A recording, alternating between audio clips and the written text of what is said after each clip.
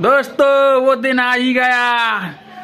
आज शिव भक्तों के लिए शिवरात्रि है और क्रिकेट प्रेमियों के लिए इंडिया वर्सेस पाकिस्तान का मैच, जिसका सारी दुनिया इंतजार करती है, वो आज का दिन आ चुका है।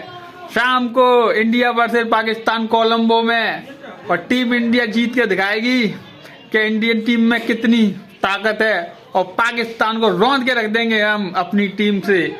आज का दिन सबसे बड़ा दिन है क्योंकि शिव भक्तों के लिए महाशिवरात्रि। बोलो नमः पार्वती पते, हर हर महादेव।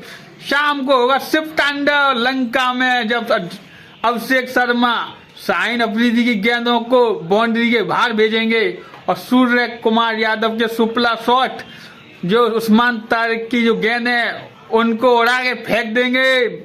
आ जाएगा असली मजा। हर हर महादेव।